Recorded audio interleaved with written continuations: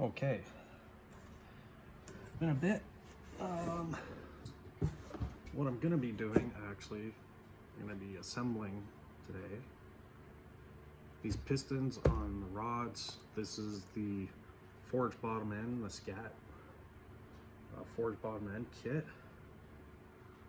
I've gone and picked up the crank from the machine shop. That's all back. It's all good. Had it balanced and polished, and I thought of, okay, I'm gonna go off on a sidetrack here. Let me get this rod out, explain something to you. These are 6-inch forged rods, first of all, which makes things a little different. And it's funny, I bought this technically used. The guy bought this kit. From the dates on the stuff, it's been kicking around for a while. I've had it for just over a year sitting on a shelf. This guy had it. He bought it at the beginning of a project he was doing like a Chevy GMC 80 pickup, early 50s. And he changed his direction. He decided to go with an LS. But he'd already bought this. It had been sitting for a couple of years, and then he put it up for sale. I got a screaming deal on it, less than half of what retail cost was, but everything was still in the boxes. Thank goodness he's not. I was bad for this in the past. I would just have to open everything right away and look at it. Now I just leave it in the package. So everything's still sealed. I had to take to have it balanced, I took a piston, set of rings, a rod, the spiral locks for the pin because they're a full floater, all to the machine shop, one set, so we could get the bob weight. These are all, they're a 30 over. They're actually, I believe, a Keith Black piston. That's why they have the KB 702 number. They're a forged aluminum. They have the offset pin. It's up into the oil rings. I'm gonna show you something here too that I'm gonna have to do. I have to do that before I really get rolling. I've had to do some cleanup.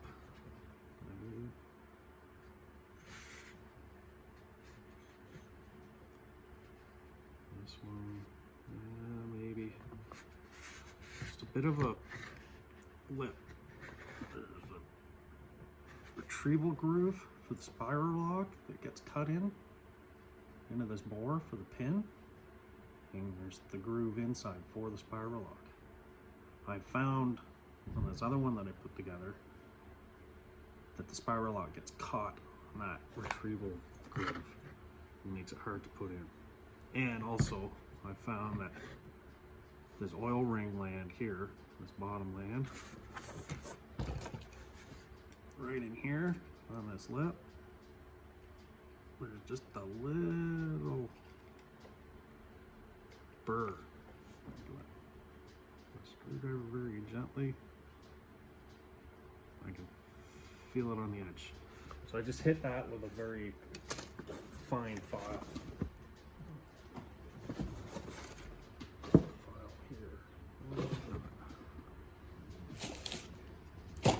Must have set it over on the workbench.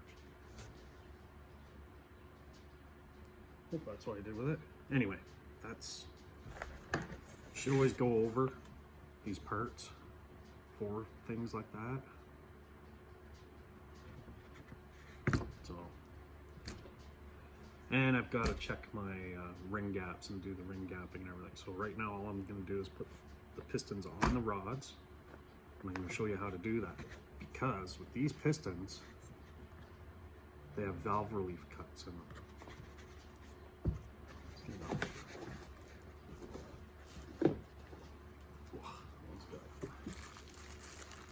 Assembly lube goop leaked all over. I give you a teeny tiny tube of assembly lube, and I guess it burst in there.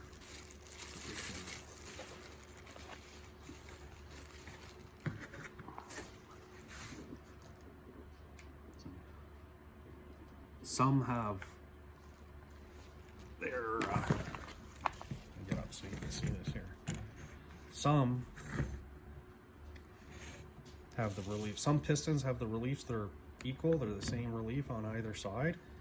This one, these ones are actually specific. So this one is exhaust and then intake.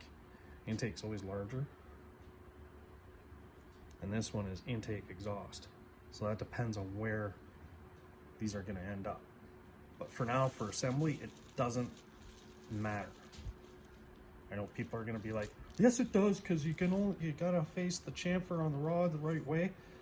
If you stick to this assembly procedure, you won't be wrong, because a piston assembled on a rod a certain way will always exchange in different holes.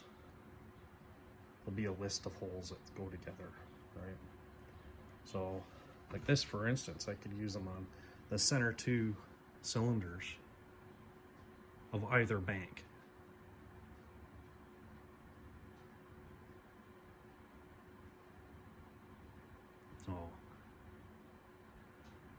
So it doesn't make a difference. So it could be cylinders 3 and 5, or 4 and 6 on the other bank, because you have the two exhausts go together. Or I could be 1 and 3 like this, because you have exhaust, intake, intake, and then exhaust. But when you do this, you have, let's slice this open. A little awkward. On this rod, this side's flat. There's no chamfer. This here, you can clearly see this chamfer right here. That goes to the outside of the journal. And the way the pistons are arranged on the rod journals are a common journal, but it'll be an even and an odd on a journal. So if this is 1, this is going into cylinder 1, it's going to share a journal with the opposing bank, which is cylinder 2. So then what that means is when you're facing that bank of cylinders, the chamfer, when you've got it on the piston, so I have this one would actually work for cylinder 1. I have the chamfer to the left. So if you assemble them with the reliefs up like this, so towards the lifter valley in the block, so just make that up, the reliefs up, or your valve reliefs up, put the chamfer to the left, you will always be correct.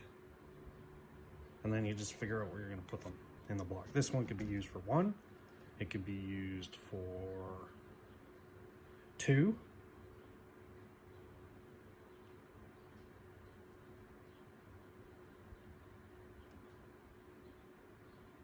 yeah. So, and there's you can find it online. I'll actually probably post a pic. I'll just pause here and post a pic, and then it'll show you what the layout is for the intake and exhaust. But yeah, that's the gist of that.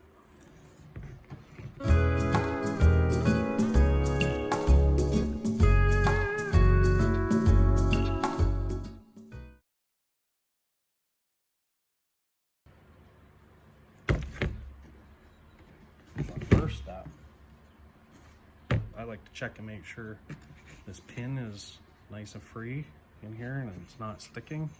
I have in the past found ones that are like, there's a burr, maybe not this brand of pistons, but I found other pistons. And these are the 6-inch rod. See the Scat 60 part number. Nice. This is a very nice kit, actually. And the machinist that did the crank for me, he commented that it's a very nice crank. So I kind of made a remark, it's kind of a, it's a lower dollar crank. He's like, well. It's a very nice crank. You barely have to take any weight out of it.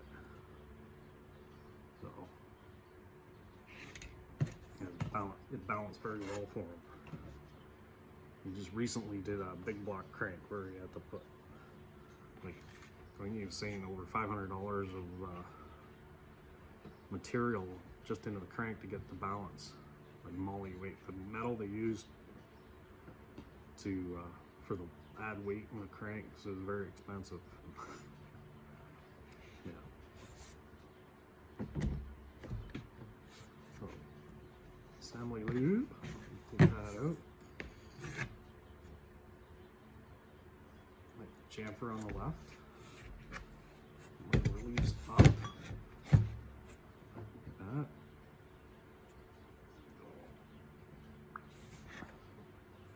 I like to just throw some on the pin. It's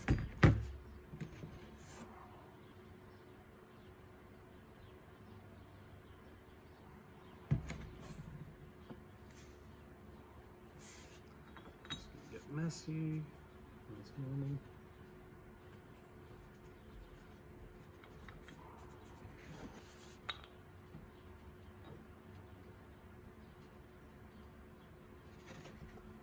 Clearances are such that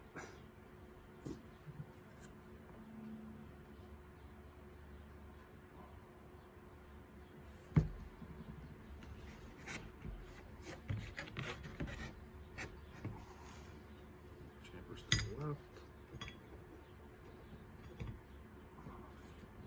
It's actually that bit of assembly lube makes it a little tight. It's not exactly warm in here, so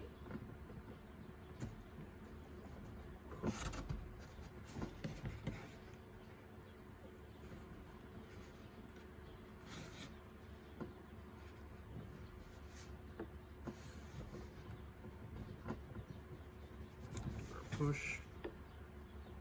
Firm push, you shouldn't have to bang it with a hammer or anything. That'd be not good. I'm gonna get a rag.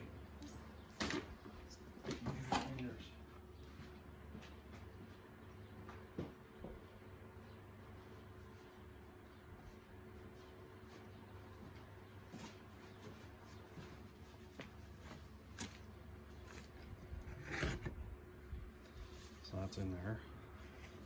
As we can see, these up, chamfers to the left. Now I can put the spiral locks in. So push it back, push the pin back. See that groove? Right in.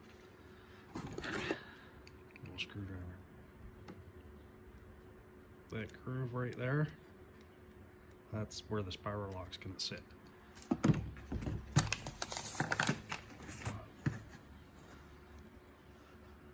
Here's our spiral lock.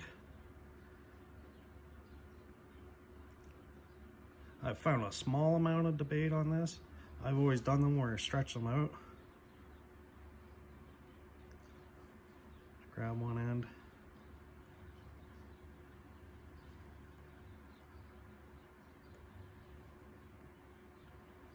Other end. Even the instructions for the pistons say to do this.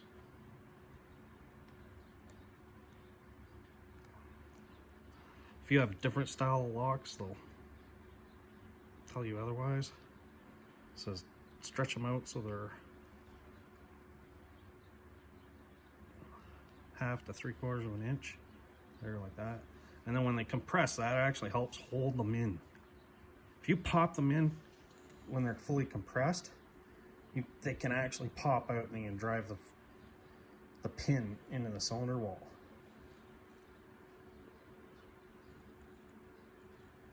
In the past, I've actually had guys, oh, I don't like the full floating rods, blah, blah, blah, wrist pins, because the locks pop out and wrist pins back off into the cylinder wall. I'm like, well, but did you stretch the locks out? And then you get that referred to as the blank dam stare. So we're just gonna wheel this. Might not be able to see it because it's easier. Put this in my lap.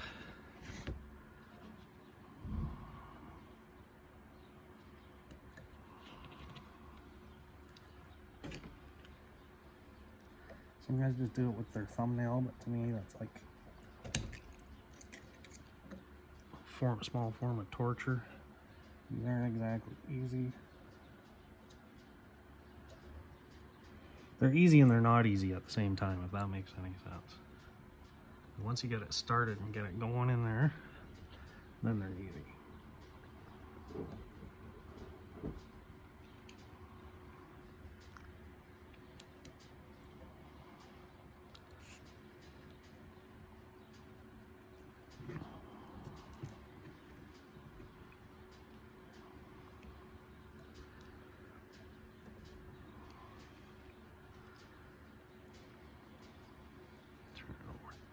Try going this way.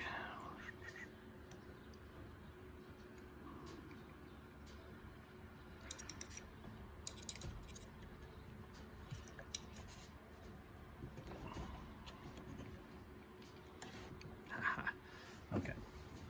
I'll cut away.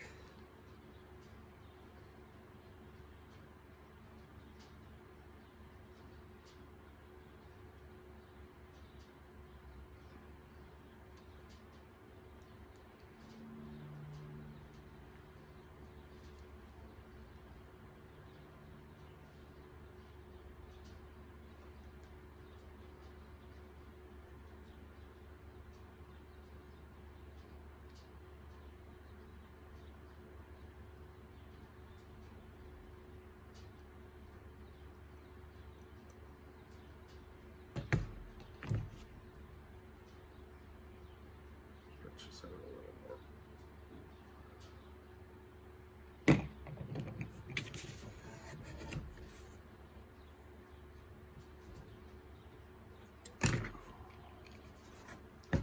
Just getting that end started is that is the challenge.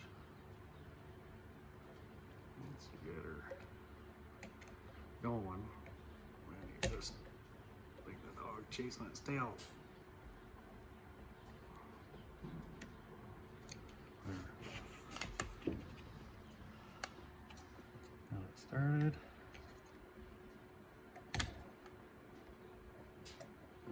Forget if it's Speedway or Summit, they got a pretty good video from a few years ago. And one thing they note is that when you get the last little bit in, you'll hear a click. That is very important, hearing that click. And here's a, yeah, again, I'm getting caught up on this.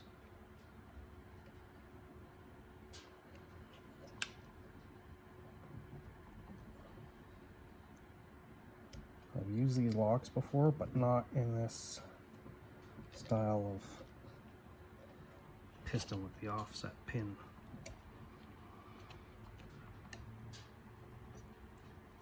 Assembling a couple of 360 sprint motors in the past, and they had a rule they had to use a 5/7 rod instead of the 6-inch rod, so they didn't have that groove, but I just got it past the groove. The retrieval groove for the lock allows you to get in there with a pick and pull the end out, basically, because if you don't have that, you ain't getting these locks out once they're in. And it's better just to have to replace a junk piston than a whole piston and a rod, because the pistons are relatively, oh, I don't know, when you're racing, it all adds up, right? If you bend a rod and just replace the rod and keep the piston, then you're better off. See, that's in. That's what makes this easy, because technically you could do this like I'm doing it on a folding table in your pits of the track or on the tailgate of your truck if you had to. And if someone had, say,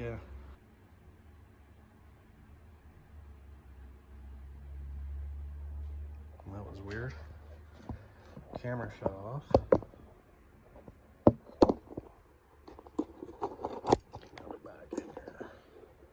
So anyway, yeah, like I was saying, if you want to replace a rod, allows you to be able to do it without having to press to be able to press these pins back out. So then we just push the pin back so it's clear of the groove there. Right in there. I've heard guys saying that The hardest one is the first one. I don't know about that.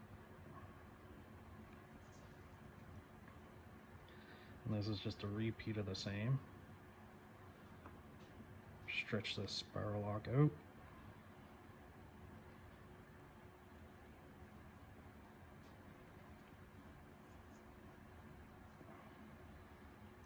They're a little stiff, but yeah.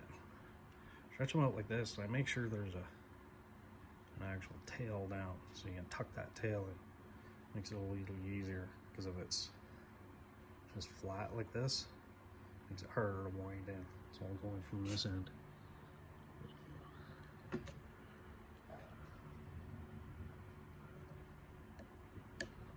The first little bit you can do with your finger, get your thumbnail in there. Greasy mechanic nails. I swear, when your nails get grease and stuff on them, they get harder than hell. Ladies, if you want strong fingernails, just do the oil changes.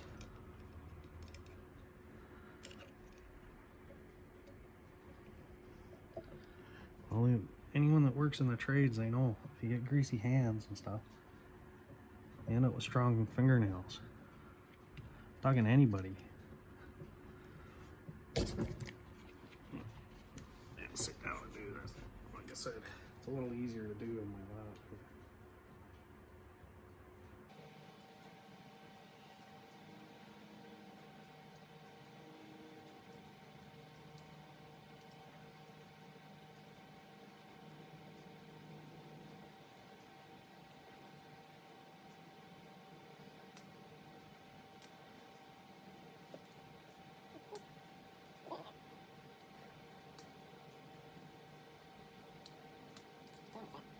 Treble groove.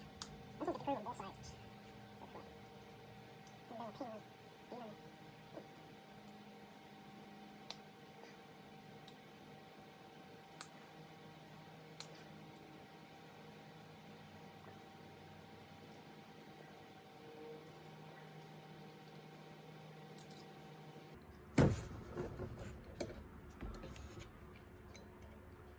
I have to get my other work light over here too.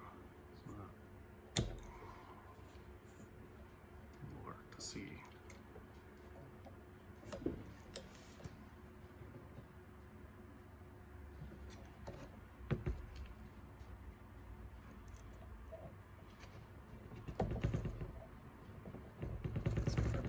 There, come on, get in there. Don't want to scratch stuff up.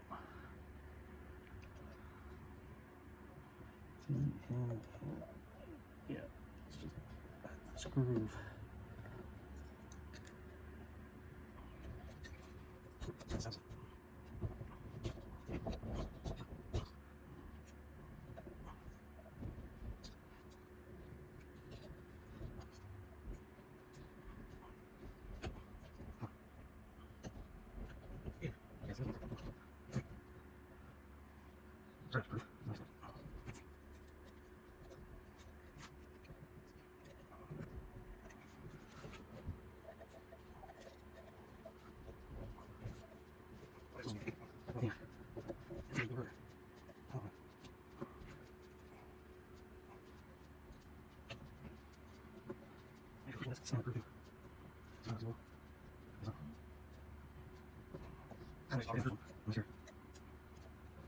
Light, so I can't see what I'm doing.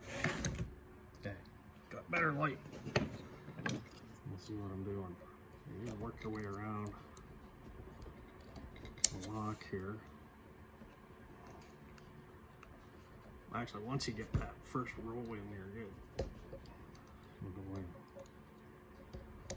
Kind of work your way around.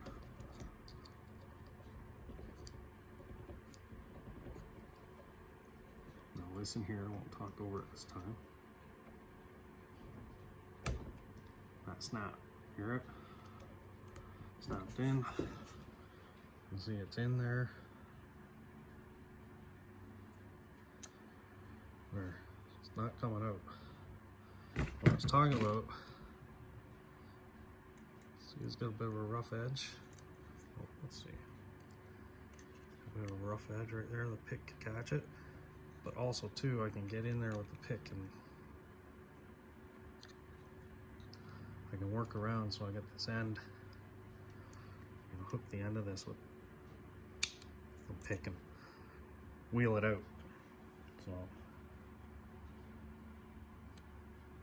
tiny screwdrivers and everything.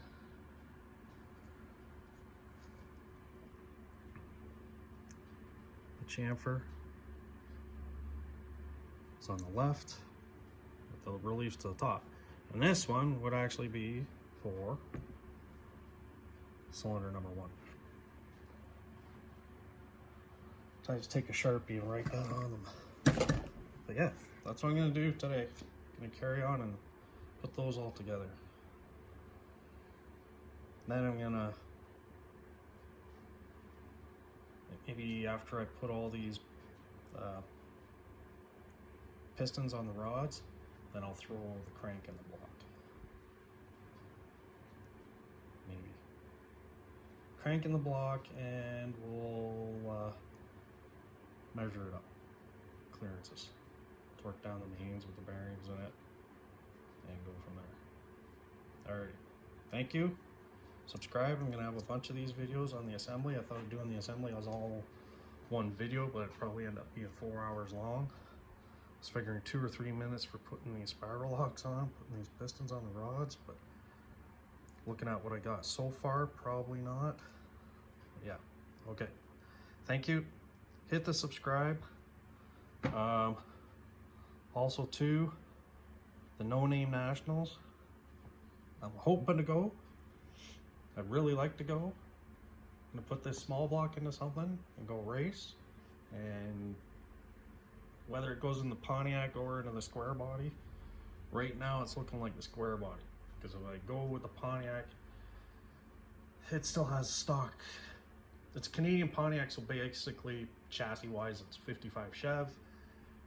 And it still has stock style motor and trans mounts, and with something in the neighborhood of 500 horsepower.